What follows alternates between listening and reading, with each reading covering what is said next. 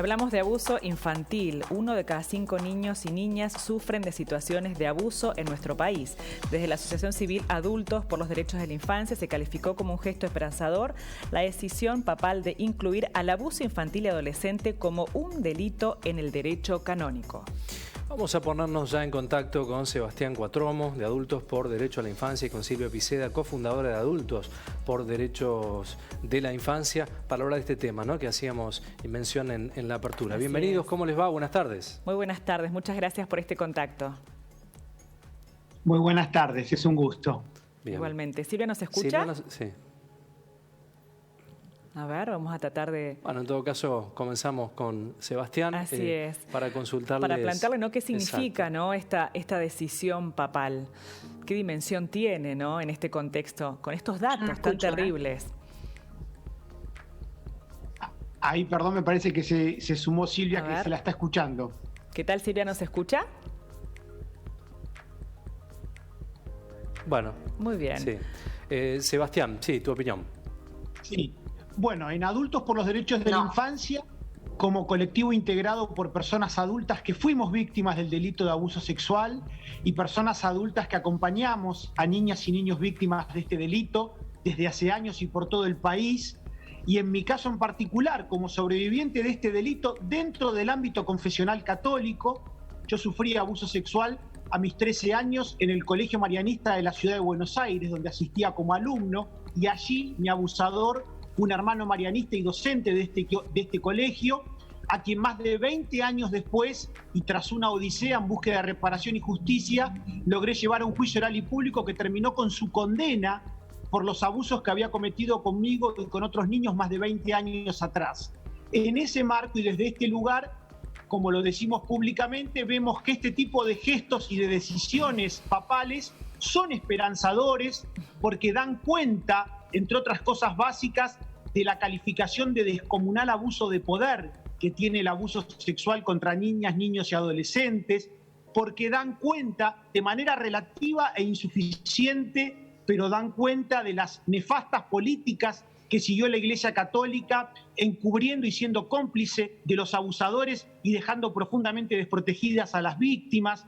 Y al mismo tiempo, todo este tipo de medidas, según nuestro criterio, se inscribe en el formidable avance de las luchas que venimos llevando adelante las víctimas en todas partes del mundo, y a cómo esas luchas, al hacerse visibles en la opinión pública, vienen generando y construyendo nuevos contextos que son los que obligan a que en este caso las máximas jerarquías de la Iglesia Católica no tengan otro margen de maniobra más que salir a dar cuenta de esta situación y tratar de tomar medidas en ese sentido. Así es. Es esperanzador, Sebastián, pero todavía falta mucho por recorrer como sociedad cuando decimos que el 90% de los abusos infantiles se da en el círculo más cercano del niño, de la niña, del adolescente. ¿Cómo impacta la no presencialidad de los niños en este momento, en esta situación de pandemia, que los niños no asistan a la escuela cuando sabemos que esa comunidad muchas veces actúa como aldea, denunciando, alertando, visibilizando que el niño está siendo abusado? Sebastián.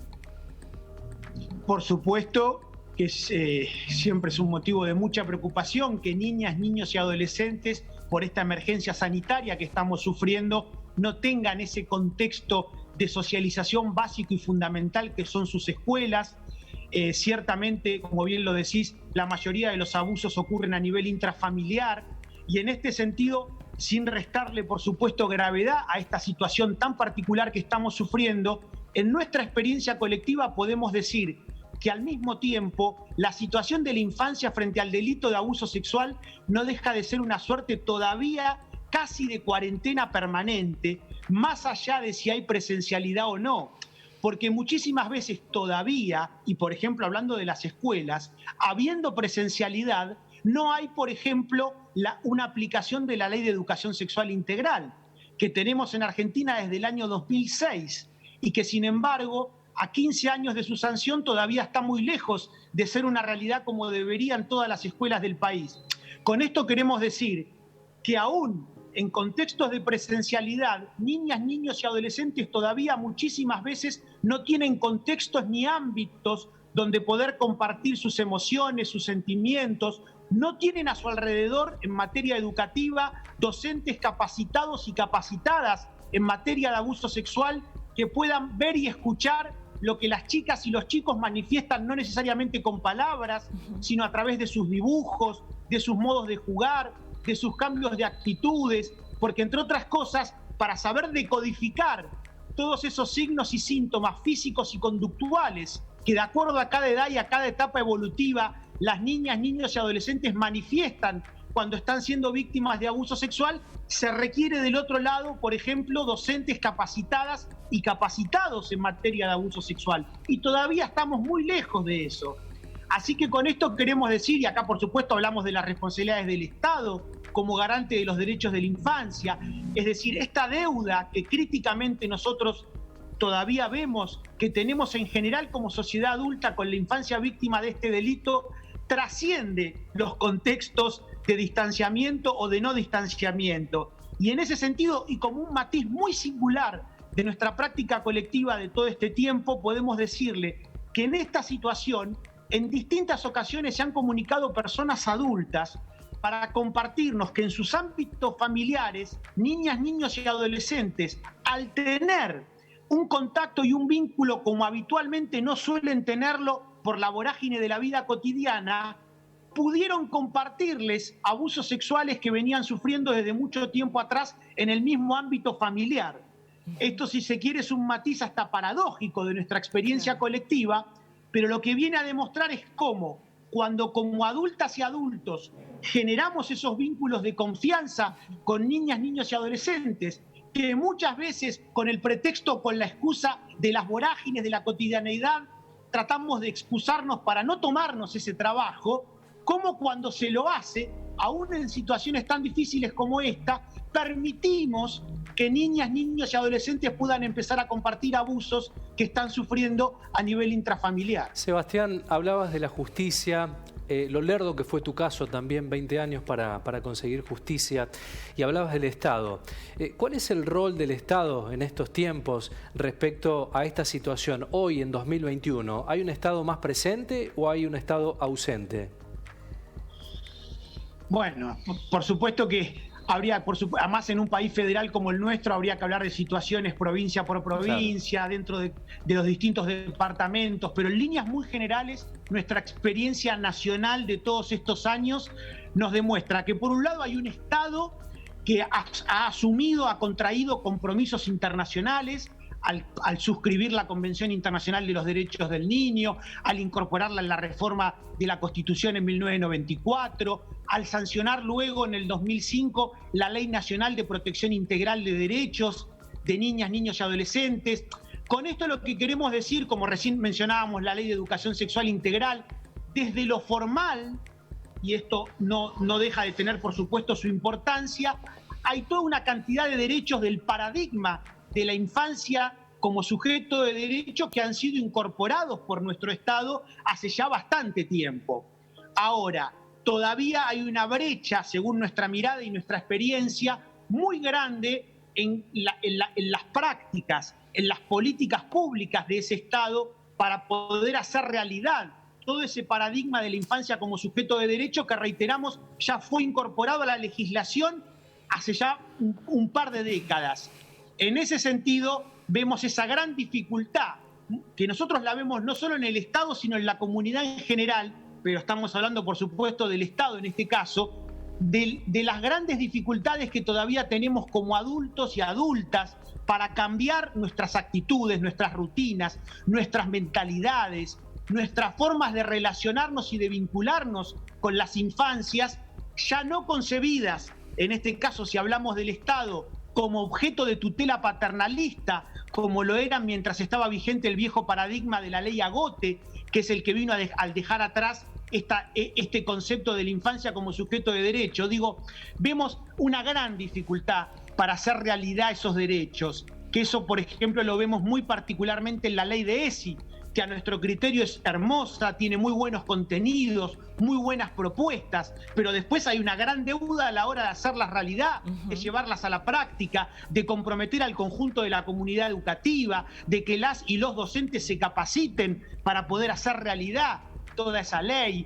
Es decir, sin dudas, y ni que hablar por otro lado de un poder del Estado como el judicial, donde ahí hay una deuda dramática y urgente que, entre otras cosas, hace que al día de hoy todavía y por especialistas este delito esté considerado como el más impune de la tierra, donde se cree que menos de un 10% de los abusos que suceden llegan a conocimiento del Poder Judicial y dentro de ese acotado universo solo un abuso termina en juicio y condena de su autor o autora. De ahí que se sostenga que de cada 1000 abusos que están sucediendo, 999 quedan impunes. Así es, la sumamos. Es decir, está clarísimo las enormes deudas que tiene el Estado como garante de los derechos de la infancia. Totalmente. Sin duda. La sumamos Silvia. Entonces a Silvia Picea, también cofundadora de Adultos por los Derechos de la Infancia. ¿Nos escuchás bien, Silvia? Buenas tardes.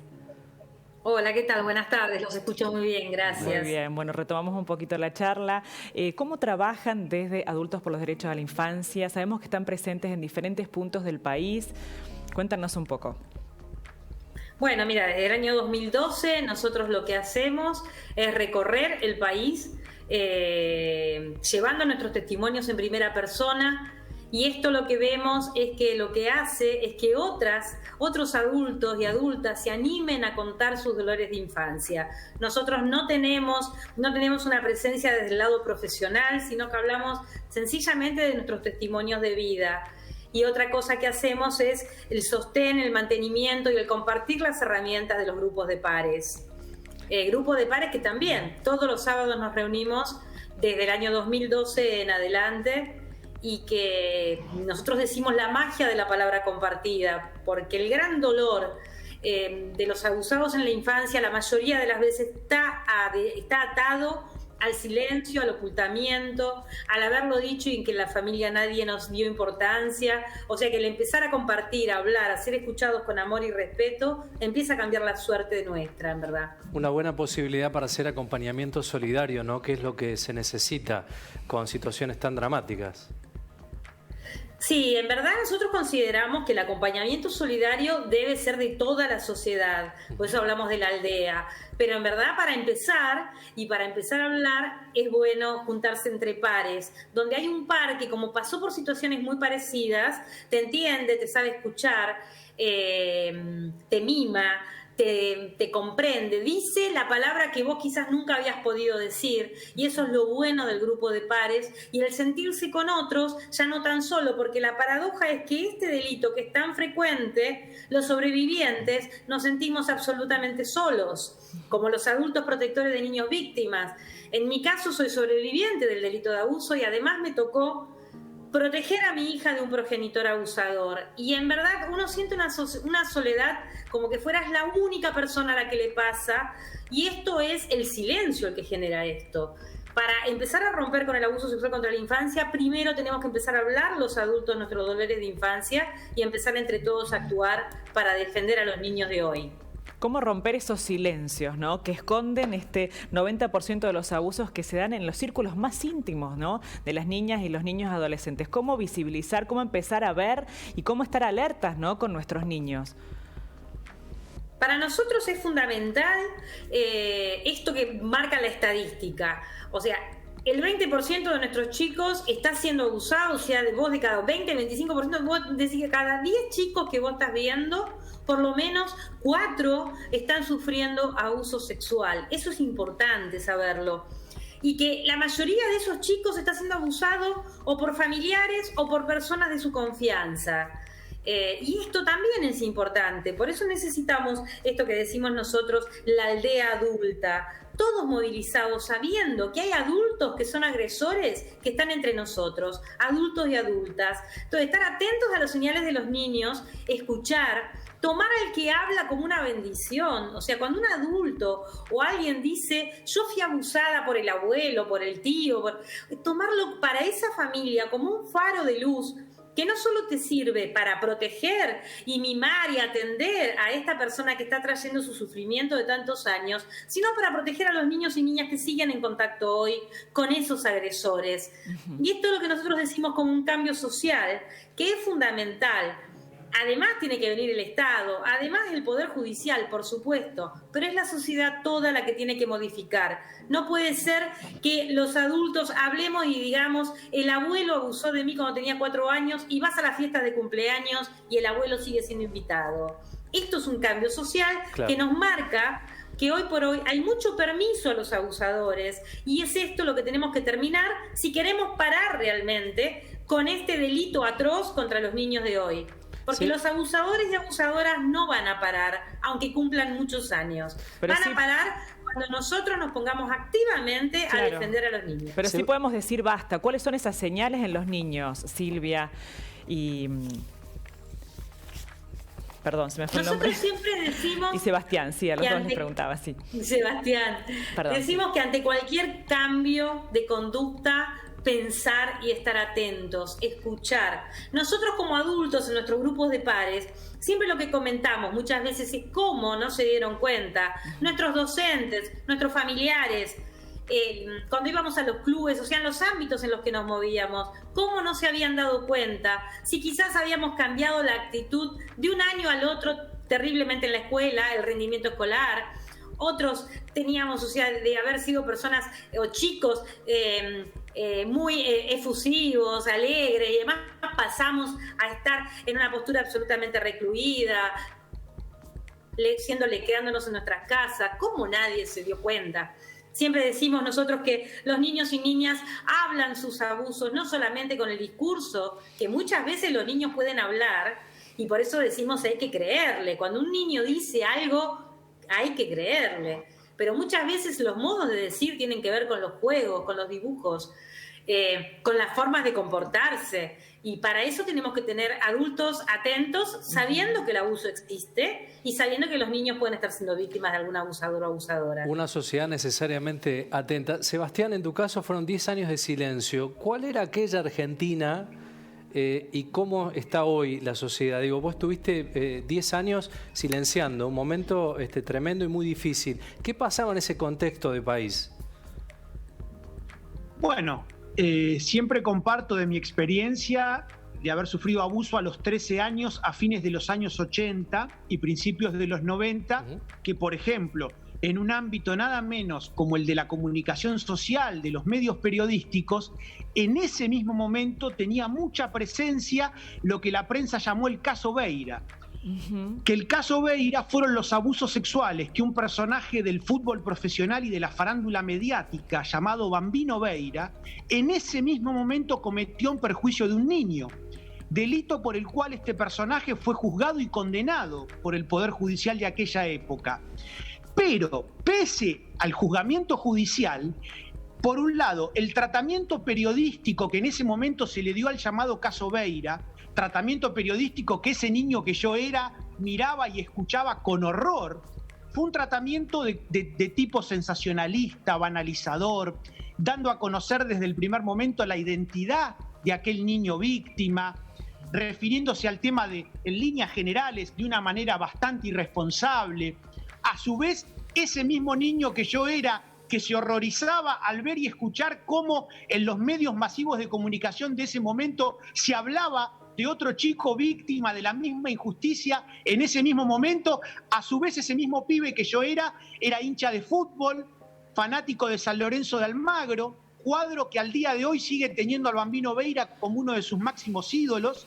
Y en esos momentos yo iba a las canchas de fútbol en la ciudad de Buenos Aires, en particular a la Tribuna Popular de San Lorenzo, y allí tenía que sufrir la pesadilla de que alrededor mío miles de personas adultas, varones en su gran mayoría y buena parte de ellos padres de familia, cantaran canciones reivindicando a Beira y burlándose de su víctima con nombre y apellido. Estas dos cosas de aquella sociedad de 30 años atrás que me estoy refiriendo tanto en el ambiente de los medios de comunicación como en el del fútbol, fueron absolutamente traumáticas para ese niño que yo era, porque el mensaje atroz que yo recibía era que más me valía quedarme en silencio con lo que me estaba pasando, porque si intentaba hacer algo, esa sociedad adulta que me rodeaba, muy lejos de poder escucharme, de respetarme y de protegerme, mi convicción era que me iba a destruir y que iba a transformar mi vida en la misma pesadilla en la que había transformado la vida de ese niño víctima de Beira. Y en ese sentido, tomando esto como referencia ante tu pregunta y en este recorrido de un par de décadas, podemos, y ahora también hablando ya desde una experiencia pública y colectiva, de la cual vengo siendo parte desde hace años, como es Adultos por los Derechos de la Infancia, puedo decirles que en nuestra mirada, sin duda que hay avances con respecto a 30 años atrás, a nivel social, a nivel cultural, a nivel de una conciencia y de una sensibilidad crítica, de su presencia en la opinión pública, de su tratamiento en los medios de comunicación. Sin duda que hay avances que estamos construyendo colectivamente y eso es muy esperanzador. Y en nuestro caso, modestamente, desde hace años, todo el tiempo tratamos de sumar nuestro granito de arena en esa dirección. Y ahora, al mismo tiempo, también decirles que todavía es muchísimo lo que nos falta. Según nuestra mirada y conociendo al día de hoy, enorme cantidad de situaciones de niñas y niños víctimas en el presente, en el aquí y el ahora, podemos decir sin dudas que estamos todavía muy lejos de ser una sociedad que verdaderamente ponga la infancia en un lugar de máxima importancia, de máximo cuidado, donde los derechos de la infancia tengan verdadero peso político. Digo, en ese sentido, nosotros y nosotras decimos críticamente que todavía seguimos siendo sociedades profundamente adultocéntricas, donde no hay nadie más débil, más vulnerable y más vulnerado en sus derechos que la infancia.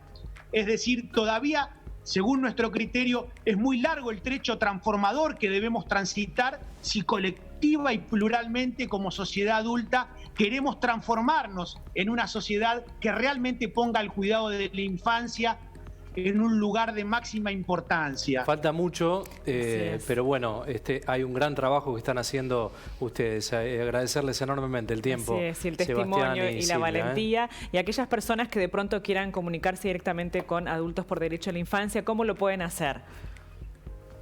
Bueno, nuestro colectivo en Facebook como Adultos por los Derechos de la Infancia, adultos con X en lugar de la O. Sí. En Twitter, @adultos, en Instagram, @adultos1, y si no, nuestro teléfono 011 15 6972 9541. Y lo más importante que para todos los compañeros y compañeras que nos están escuchando, que sepan que no estamos solos ni solas, somos millones, y que esa sensación de soledad y esa certeza de soledad que nos dieron nuestras familias y nuestros entornos, necesitamos romper con eso porque hemos sido víctimas de un delito, pero no somos culpables, no tenemos que llevar la vergüenza ni la culpa. La culpa y la vergüenza es para el agresor y sus cómplices. Así que cuando uno empieza a hablar con pares, se empieza a liberar de muchísimos, yo digo, mochilas que no nos correspondían. Nos queda el dolor del abuso sexual y eso se va sanando con el tiempo. Pero la vergüenza y la culpa es solamente para el agresor y sus cómplices. Totalmente. Y eso es muy importante y es muy bueno cuando lo podemos vivenciar. Bien. Sin duda. Silvia y Sebastián, gracias, un abrazo. Muchas gracias por este tiempo. Abrazo grande. Muchas gracias a ustedes. Siempre a disposición. Muchas gracias. Hasta pronto.